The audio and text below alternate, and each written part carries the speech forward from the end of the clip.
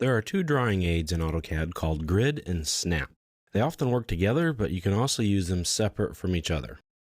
Let's start with a blank file. If you don't have one already, just go to the New tab and click on the AutoCAD.dwt template file. Snap is a toggle setting that is either on or off. If you press the F9 key, that will turn it off or on. You can also come down to the status bar, and if you come down to this icon right here, it looks like a little grid work of dots. That's the snap mode. If it's gray, it's turned off. If you left click on it, that will turn it on. It will be highlighted as blue, and your command line will tell you, it'll say command snap on. Now what the snap feature does is that it restricts your mouse movements to specific increments on an invisible grid. Now you can set these increments to whatever value you need to. If you need to draw objects at incremental units or factors thereof, then snapping is the way to go. It helps you to draw in these increments every time without any doubt and without tedious data entry. The snap technique is not very useful when you are zoomed out too far, because the farther you are zoomed, the more difficult it will be to see where you're snapping to. As of right now, I am actually snapping to different increments. If you look at my coordinates screen on the very bottom, right here in this area, you can see that it's snapping to very specific coordinates. And when you snap, you're snapping to a defined grid. Now, that grid sometimes can be made to line up with the grid pattern that you see on my screen right now.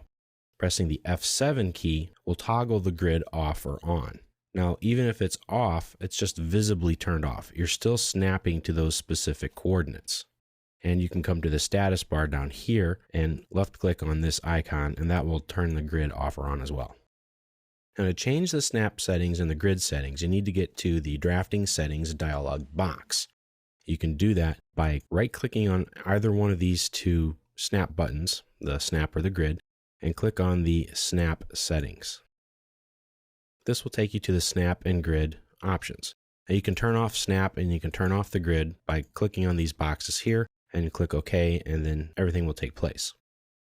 If you go to the snap and grid tab here and you go to the snap option, you can set the number of units each snap location will be set apart.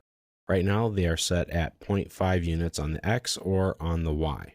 Now you can make them so that they're universal, meaning that they are identical, they're the same, the X and Y axes. Or if you uncheck that box, you can set one of them to 10 and you can set the other one to 1, or whatever value that you want to set them to. Typically though, you're going to want these to be the same, whatever they are.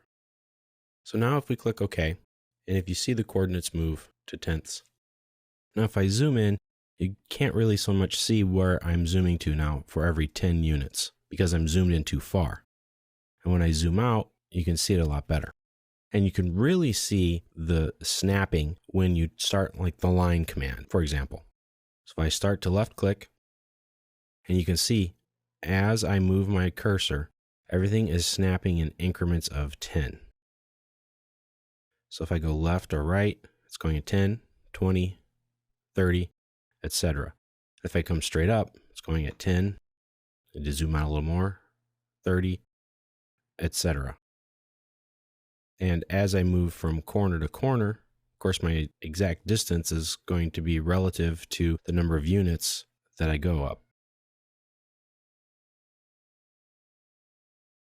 So I can snap very easily to specific coordinates. That's the point of using the snap feature. Now, it makes it easier to follow if your grid is set up at the exact same increments.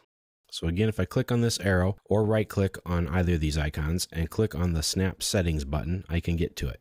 And my grid spacing here, I can set up to be 10 units as well.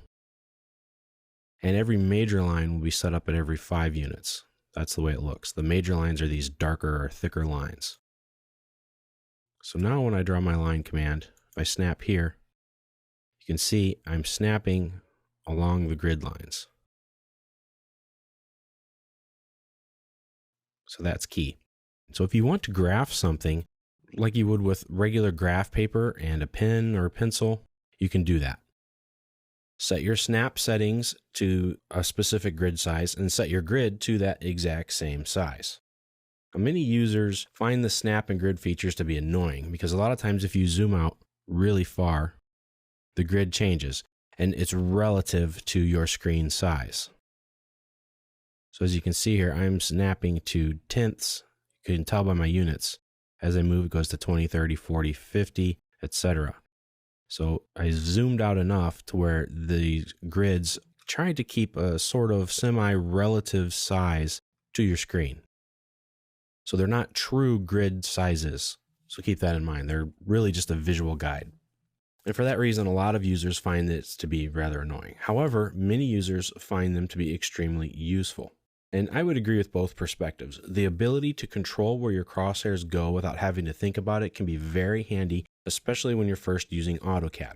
It's also nice if you're laying out circuitry, pipe networks, or you're just trying to sketch something very quickly. Having a grid to help you visualize the length and location of your drawing objects is also very useful. I typically work with the grid on, but the snap turned off.